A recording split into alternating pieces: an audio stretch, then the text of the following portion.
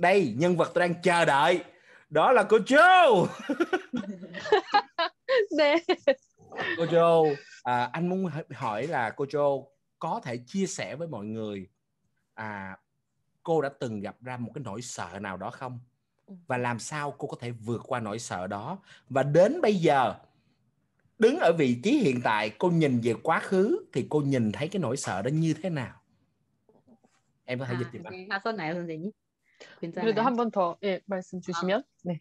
선생님이 과거에는 아니면 경험상으로는 어떤 어려움이 있었는가, 그리고 그 두려움은 어떻게 극복은 해냈는지, 그리고 현재 나의 위치에서 과거를 다시 돌려봤을 때는 그 두려움이 과연 진정한 두려움인지, 그리고 어떤 교훈은 얻었는지 알고 싶습니다. 저는 사실 두려움 투성이에요. Tôi thực ra là cái người mà suốt ngày sợ hãi tất cả mọi việc. 네. Mọi người ơi, hãy 걱정. bấm tim, bấm số hay là ủng hộ cô Jo để nói ra nào. Mọi người bấm tương tác. Mọi người thả tim đi, thả tim gọi là mời cô Jo, cô nói ra nè. Không thôi cô Jo sợ quá, cô không nói ra được nè. Q라는 사람 한 명이 사랑해요라고 댓글이 남겨주셨어요. 저는 그냥 지금도 두렵고 항상 두렵고 걱정이 많은 사람이에요. 저는 그런 타입인 것 같아요. 그러니까 여러 가지 일을 할 때에 걱정부터 먼저 하고 아이고 이런 감사합니다. 저도 사랑합니다. 무슨 얘기를 하든 이 얘기를 해도 될까? 이 사람에게 이게 상처가 되지 않을까? 이렇게 얘기하면 이게 예의가 없는 말은 아닌가? 이런 것들 되게 잡다한 고민들 되게 많이 해요. 그래서 생각이 너무 많아서 그게 제일 저한테는 조금 제가 제 자신을 잘 믿지 못하는 지경까지 오는 때가 있어요. 그러니까 저는 가장 두려운 게 다른 것보다도 더인 것 같아요. 제 자신이 제일 두려워요. 그러니까 어떠한 상황에 맞닥뜨려서는 사실 어떠한 상황을 맞닥뜨린다는 거는 제가 오지 말라고 해도 오는 거거든요. 그러니까 제가 이거를 피하고 싶어도 어차피 올 일은 오고 내가 하고 싶어도 하고 싶어 해도 할 수 없는 일들도 있어요. 그건 제가 어떻게 마음대로 잡을 수 없는 일이잖아요. 전 그런 거에 대한 두려움은 없지만 그런 것에 대해서 두렵지 않고 그런 일들을 맞닥뜨린다고 해서 화가 나거나 하지 않아요. 왜냐하면 그건 제가 어떤 상황이건 제 선택이고 그건 그 선택에 의한 제 책임이니까요. 그래서 그건 두렵지 않지만 저는 제 자신이 너무 두려워요. 나 자신이 어떤 것이 옳고 어떤 것이 그르다라는 그 기준을 제대로 이렇게 판단하지 못할 것 같다는 그 느낌, 그 마음이 저한테 되게 저를 믿지 못하게 하는, 내가 내 자신을 믿지 못하게 올가매는 것 같아요. 그게 저의 가장 큰 두려움인 것 같아요. 바로 그게 저에 대한 확신이 없는 거죠. 그래서 계속해서 좀 처음에 어떠한 일을 하게 되면 작아져요. 근데 또 한편으로는 작아지다가도 어떠한 부분에서 여러 사람들이 응원해 준다거나 지금 선생님들이랑도 제가 맨 처음에 이렇게 만났을 때 사실 그때도 걱정이 많았거든요. 그러니까 이렇게 라이브 스트림 이렇게 참여해 주겠냐라고 펑 쌤이 이야기를 이렇게 제의해 주셨을 때 사실 어떤 게 가장 두려웠었냐면 제가 제대로 제가 말하고자 하는 제 의도가 전달이 되었으면 좋겠는데 그 제 마음이 제대로 전달이 되지 않고 왜곡되지는 않을까. 혹시 제가 이야기를 했었던 그 중심이 바깥으로 이렇게 흘러나가서 다른 이야기로 겉돌지 않을까라는 그런 생각들 때문에 이거를 해도 될까라는 생각을 했거든요. 그러니까 뭐랄까 여러 선생님들이랑 같이 이야기하고 같이 어떤 새로운 사람을 만나는 건 되게 좋은 일이에요. 같이 이렇게 이야기하고 생각을 공유한다는 건 정말 재밌는 일이잖아요. 근데 그럼에도 불구하고 이게 마음이 제대로 통하지 않는다면 그것처럼 또 안타까운 일은 없거든요. 그래서 사실 그래서 맨 처음에 이거를 해도 될까라고 생각을 했는데 의외로 푸엉 선생님도 그렇고 중 선생님도 그렇고 lâm 선생님도 그렇고 다들 이렇게 반가워해 주시니까 사실은 그 호응이 저를 더 이렇게 용기를 주는 것 같았어요. 그래서 사실 저는 조금 용기를 이렇게 어떤 주변 사람들이 용기를 주거나 그런 거에 용기를 먹고 자라는 사람인 것 같아요. 근데 여러 가지 것들을 말씀을 해주셨을 때 지금도 이렇게 이야기를 하면서도 한편으로 이렇게 막 저 이렇게 막 적고 있었거든요. 어떤 얘기를 할까 이렇게 적고 있다가 갑자기 드는 생각이 선생님들께서 이렇게 되게 소중한 말씀들을 해주시는데 이걸 제가 가볍게 생각하면 안 될 텐데 제가 이렇게 스쳐 지나가는 말로 이렇게 하는 게 여러 선생님들한테는 그게 선생님들한테 상처가 될 수도 있는 일이 수도 있거든요. 저는 그게 가장 두려워요. 제가 이 라이브 스트리밍 하는 것보다 사실 제가 이런 동영상을 별로 좋아하지 않는 게 말이라는 거는 스쳐 지나가면 그걸로 없는 거잖아요. 전 그래서 글을 좋아하거든요.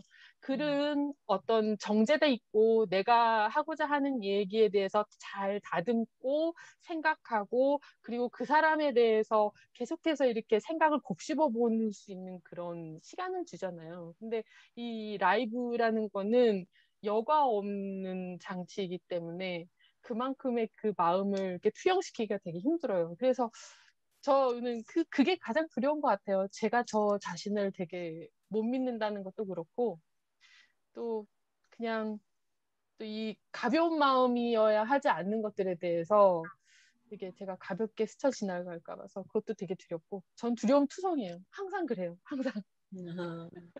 Tôi thì cái nỗi sợ lớn nhất mà tôi có ấy, là nỗi sợ bản thân mình.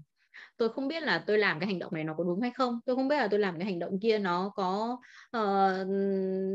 đúng là cái đúng hay là sai. Và điều tôi sợ nhất ấy là tôi giống như hệt như là nỗi sợ mà bạn Dung và bạn Phương chia sẻ ấy, là tôi sợ mang đến cái nỗi tổn thương cho những người khác.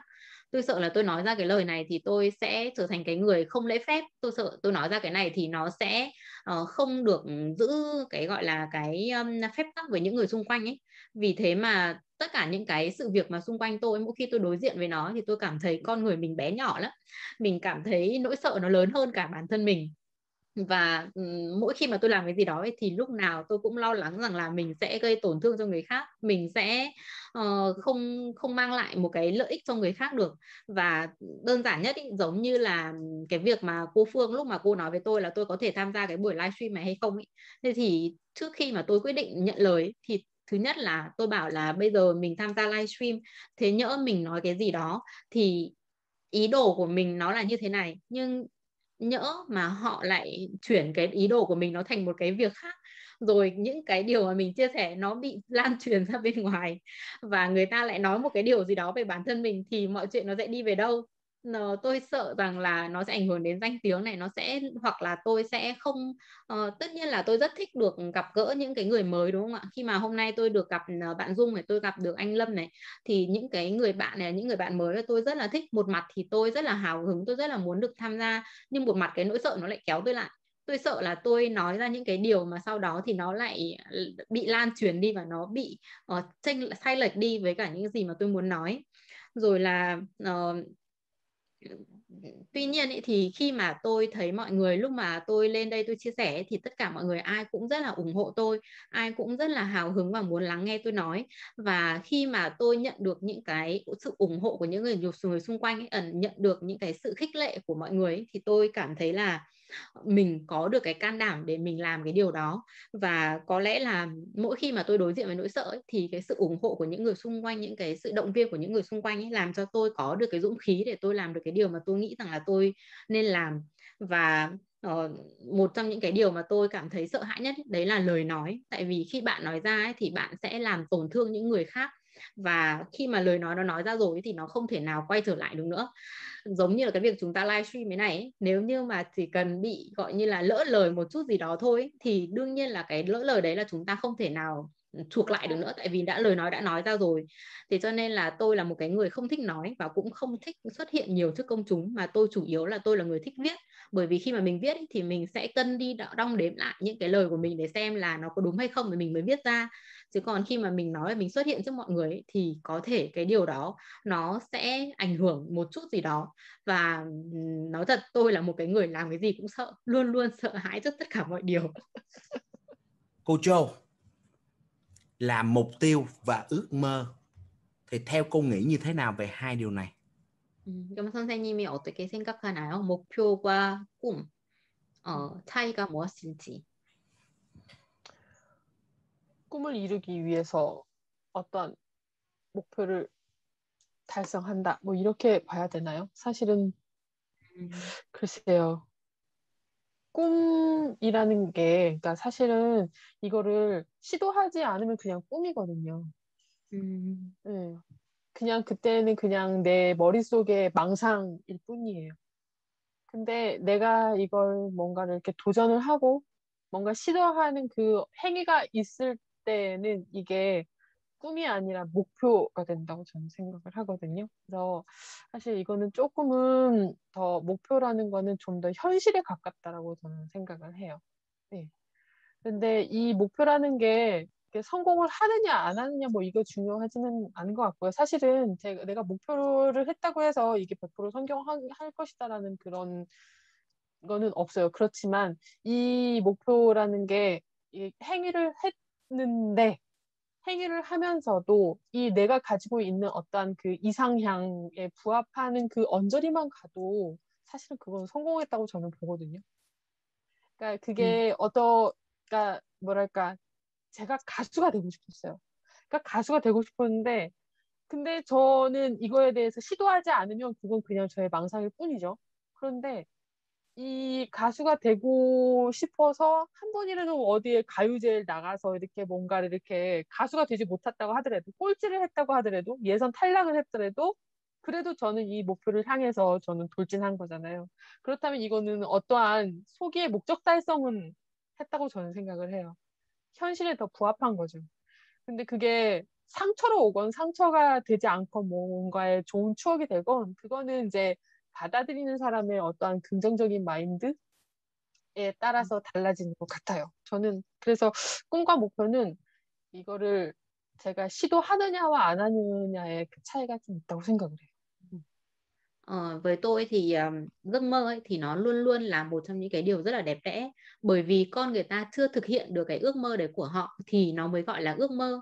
Chứ còn nếu như mà ước mơ mà đã thành hiện thực rồi thì tôi đâu có mơ ước về cái điều đó nữa đâu. Cho nên là đối với tôi, ước mơ nó luôn luôn là một trong những cái mà chúng ta sẽ hướng đến, nó là một cái lý tưởng, nó là một cái đích đến mà chúng ta luôn luôn là đẩy mình về phía trước để mình có thể đạt được cái ước mơ của mình. Nó là cái điều chưa có thật, nó là cái điều chưa diễn ra được. Giống như tôi lúc nào trong trái tim tôi cũng có một ước mơ mình sẽ trở thành ca sĩ, nhưng tôi có làm cái gì để tôi biến thành ca sĩ đâu, tôi chẳng làm một cái gì cả. Lúc nào tôi cũng nằm tôi nghĩ là ước gì một ngày nào đó mình trở thành một ca sĩ nổi tiếng, nhưng tôi không làm một cái hành động nào để biến mình trở thành ca sĩ cả. Và khi mà các bạn không hành động và các bạn không làm thì cái đó mãi mãi chỉ là ước mơ mà thôi, mãi mãi nó chỉ nằm ở đó như một cái giấc mơ rất là đẹp đẽ và rất là lung linh. Còn mục tiêu là gì ạ? Mục tiêu là những cái điều mà chúng ta đề ra và chúng ta quyết tâm để biến nó trở thành hiện thực, và chúng ta sẽ cam kết để chúng ta hành động và chúng ta sẽ đạt được cái mục tiêu đó của mình. Và tôi biết rằng là mỗi khi mà chúng ta đi đến ước mơ ấy, thì chúng ta sẽ phải có các mục tiêu nhỏ để có thể hướng tới được cái ước mơ đấy của mình. Ước mơ của mình nó rất là đẹp đẽ, rất là lung linh, và trên cái con đường để thực hiện cái ước mơ đẹp đẽ lung linh đó của mình ý, thì mình sẽ có những cái mục tiêu và mình sẽ phải thực hiện được những cái mục tiêu nhỏ đó trên quá trình đi đến ước mơ. Và giống như là cái ước mơ trở thành ca sĩ của tôi ý, nếu như mà tôi muốn trở thành ca sĩ thì cái mục tiêu đầu tiên của tôi, ví dụ như là tôi sẽ phải xuất hiện trước một cái buổi audition nào đó, một cái buổi gọi là buổi để trải nghiệm để trở thành ca sĩ, hoặc là tôi sẽ phải xuất hiện ở trong một cái buổi văn nghệ hay là cây nhà lá vườn nào đó. Thế thì khi mà tôi xuất hiện ở đó, có thể là tôi sẽ bị trượt, có thể là tôi sẽ không được người ta công nhận, nhưng ít nhất đó là cái điều mà tôi đã hành động để tôi có thể đi được một bước gần hơn tới ước mơ của mình. Thì có một cái câu nói mà em chợt nhớ đến khi mà em nghe cô Châu chia sẻ là nếu mà bạn không bước đi thì đến năm sau cái ước mơ đó vẫn còn ở đó, và bạn cứ càng ngày bạn càng xa cái ước mơ của bạn mà thôi. Cho nên là bạn hãy bước đi một bước nhỏ thôi, nhưng bạn đang bước gần hơn tới ước mơ của mình. Và nếu bạn không làm thì năm sau bạn vẫn như vậy, và bạn vẫn có nguyên cái ước mơ đó, và nó vẫn không làm được cái gì cả, và bạn vẫn không bước thêm một cái bước nào hết. Cổ nói là cổ không bước tới giấc mơ của cổ sai. Ở trong lòng của cổ đã là một ca sĩ rồi. Trong lòng của cổ đã là một ca sĩ.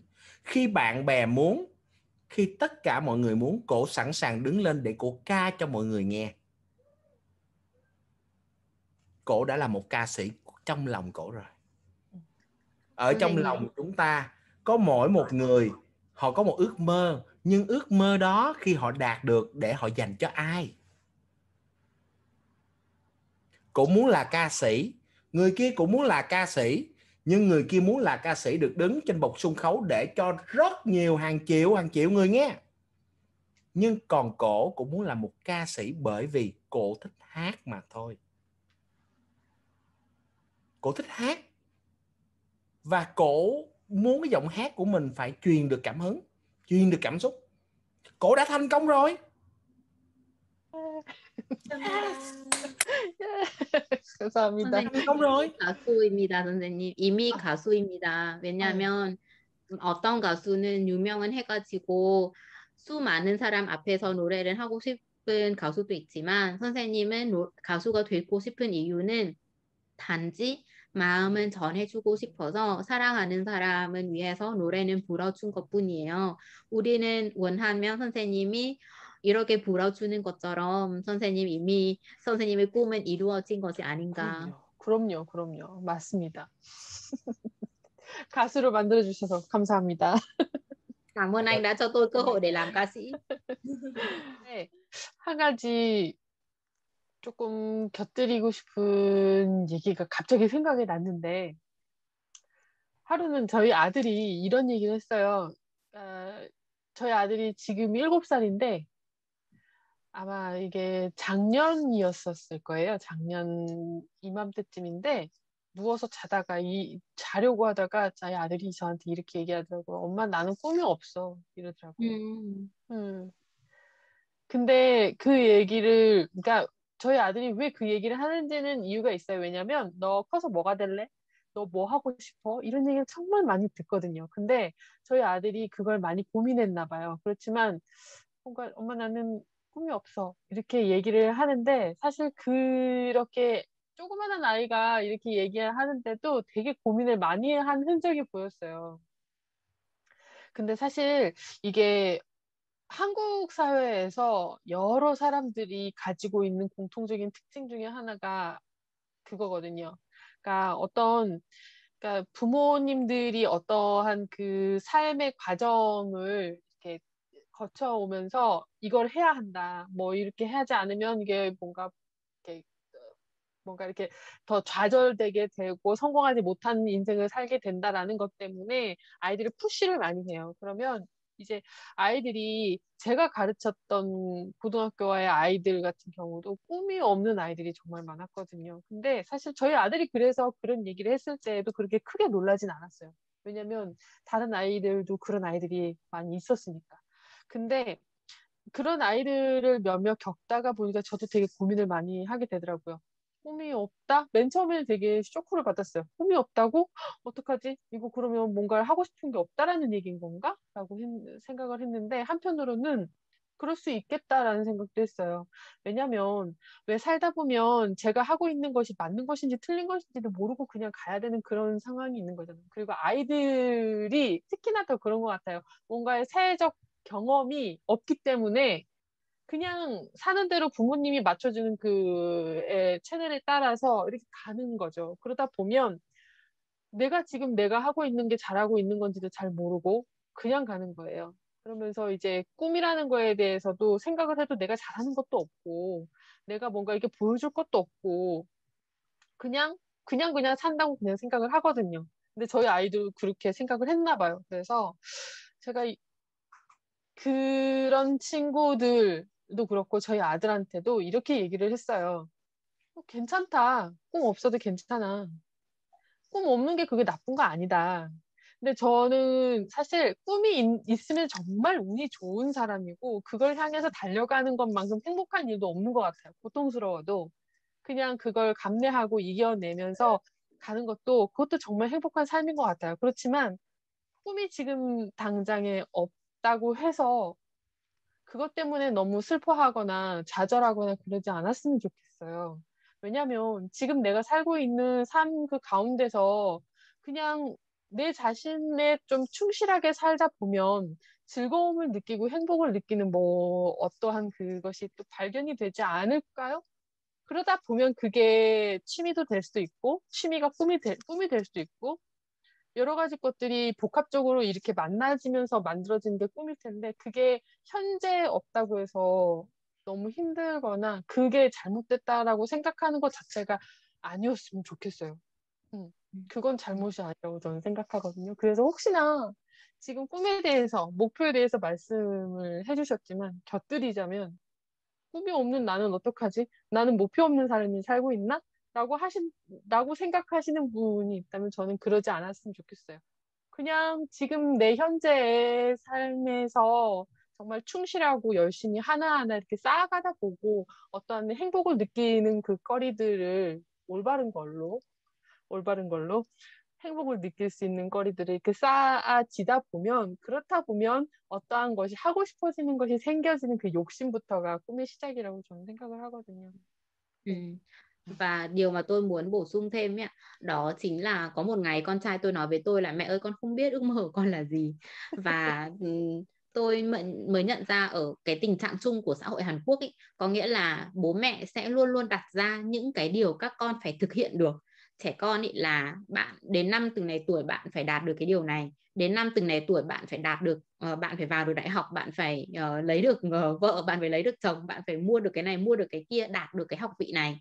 Thì cái đó là cái giấc mơ mà chúng ta tạo cho con trẻ, và đứa trẻ nó tưởng là nó làm được cái điều đó thì nó đã thực hiện được ước mơ của nó rồi.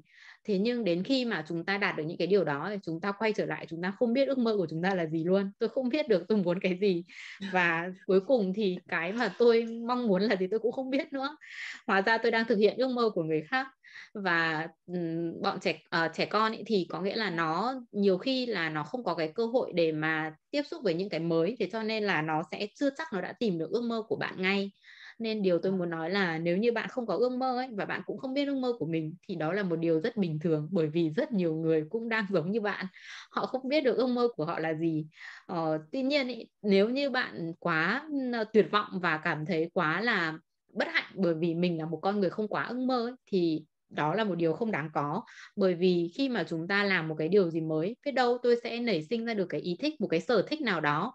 Bạn hãy trả lời cái câu hỏi là bạn yêu thích làm cái điều gì nhất, điều gì khiến cho bạn hạnh phúc mỗi ngày, bạn làm cái điều gì khiến cho bạn có được cái niềm hạnh phúc đó. Và biết đâu cái sở thích của bạn, cái điều mà làm cho bạn hạnh phúc ấy, một ngày nào đó nó sẽ trở thành ước mơ của bạn. Và bạn hãy sống hết mình với hiện tại, hãy cảm nhận được cái niềm hạnh phúc ở trong hiện tại ấy, thì phải chăng cái điều đó một ngày nào đó bạn sẽ khám phá ra được ước mơ của mình là gì. 그러니까 지난 시간에 이야기를 하다가 이렇게 뭐 좋아하는 그 스타에 대해서 잠시 얘기를 했었잖아요. 그러니까 지금 방금 막 그 앤디 선생님이 이야기를 해주신 거에서 그러니까 저도 되게 공감을 하는 게 그 어떠한 그 갈망하는 것에 대해서 계속해서 갈망하고 찾고 그리고 그것에 대해서 실행하라라는 말씀이신 거에 정말 저도 공감을 해요.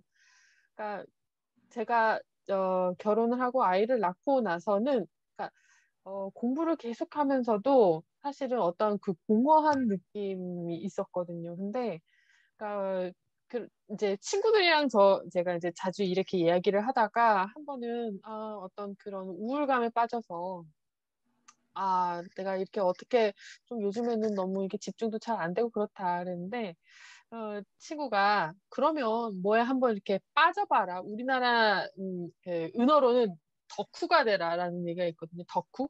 오타쿠라고요. 일본어죠. 일본어에서 어원이 왔어요. 오타쿠는 뭐냐면 어떠한 거에 되게 빠져가지고 그것에 대해서 이렇게 계속해서 연구하고 아니면 뭔가 스타를 계속해서 좋아한다거나 아니면 만화를 엄청 좋아한다거나 그런 것들을 그 덕후가 된다라고 이렇게 얘기를 하거든요. 근데 그러면 언니도 한번 덕후가 한번 돼봐, 뭐에 한번 빠져봐라고 이렇게 얘기를 해서 그래 내가 뭔가 이렇게 한번 빠져봤으면 좋겠다라고 하는 그 순간이 있었어요. 근데 그게 되게 제가 엄청나게 이게 아이를 낳고 나서 제가 일만 계속 하다 보니까 이 우울증이 오면서 어떠한 그 삶에 대한 그 열정을 놓친 적이 있었거든요. 그 갈망.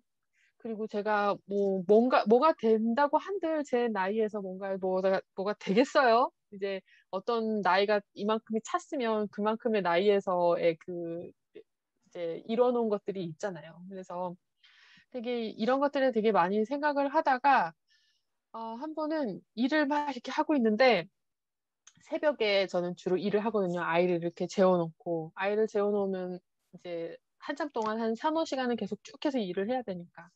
그런데 이게 새벽에 일을 하면 잠이 와요. 잠이 계속 오니까 이 TV를 켜놓고 일을 할 수밖에 없어요. 근데 TV가 시끄럽거나 드라마를 이렇게 보면 이렇게 몰입이 되잖아요. 그래서 드라마는 될 수 있으면 안 봐야 되겠다 해서 이제 스포츠를 틀어놓고 축구를 틀어놓고 이렇게 일을 했어요. 근데 축구를 막 이렇게 틀어놓고 일을 막 하고 있는데 이제 제가 좋아하는 그 한국의 축구 선수가 있는데 그 축구 선수의 특집을 하더라고요. 그래서 볼을 계속해서 이렇게 넣는 그 장면을 계속 보여주는데 이 사람한테 그 순간 이게 매료가 된 거예요. 그런데 이게 이 축구 선수가 멋있다, 뭐 이렇게 잘생겼다, 뭐 이런 외향 때문에 매료가 됐다라기보다는 이 사람이 이 축구를 하고 있는 그 동안의 그 열정이 저한테 이렇게 전달이 되는 거예요. 그러면서 그런 모습들에서 제가 뭔가 그 감흥을 느끼더라고요. 그러니까 이게 제가 무슨 말씀을 드리려고 하냐면 그 어떠한 그 갈망한다라는 그 열정이 그 식어지고 있는 그런 때 아니면 그런 것들이 다 잊혀지고 있는 때 그런 때 정말 이게 뭔가가 나한테 다 고갈이 돼서 아무것도 없다고 했을 때는 그것 또한 열정적으로 막 이렇게 찾아야 되겠다라는 생각을 했거든요. 선생님이 얘기를 들으면서. 그러니까 그렇게 뭔가가 고갈이 돼서 없어도 그럼에도 불구하고 나는 계속해서 뭔가를 계속해서 이렇게 찾아보고 계속해서 뭔가를 관심을 끊지 않아야 되는 게 되게 중요한 것 같아요. 내 자신의 삶에도 되게 관심을 많이 두고 세상에도 관심을 끊지 않고 계속해서 이렇게 탐미를 그러다 보면 어떤 부분에서의 그 내가 애정하게 되는 것들이 생기는 것 같아요. Tôi thì có một cái chia sẻ nho nhỏ ấy, đó là tôi thì luôn luôn là theo đuổi học vị và học tập không hết, luôn luôn học tập và muốn theo đuổi học vị. Và đến một cái giai đoạn nào đó thì tôi bị mắc chứng trầm cảm, tại vì là tôi nhận ra là mình không hiểu là tại sao mình đang theo đuổi cái học vị này, tại sao mình cứ sống mà mình làm mà mình không biết, là mình cảm thấy rất là gọi là một cái cảm giác nó rất là trống trải ở trong tôi ấy. Và đến khi đó thì tôi hỏi bạn tôi là thế bây giờ làm thế nào để tôi vượt qua được cái trầm cảm này. Thế thì bạn tôi bảo là muốn vượt qua trầm cảm ấy thì phải làm một cách, đấy là đắm say một cái gì đó. Bạn đắm say một cái gì đó thì bạn sẽ vượt qua được trầm cảm. Và tôi bảo thế bây giờ từng này tuổi rồi còn đắm say được cái gì nữa, bây giờ lo cho con rồi lo cho chồng rồi, là đến cái tuổi này rồi còn làm được cái gì nữa, đắm say cái gì bây giờ. Thế là mà tôi thì con nó còn nhỏ nên là buổi đêm nó hay làm việc đêm, và tôi thì bây giờ làm đêm thì cũng hơi kiểu cảm thấy cô đơn nên là tôi mới bật cái kênh tivi về thể thao lên tôi xem.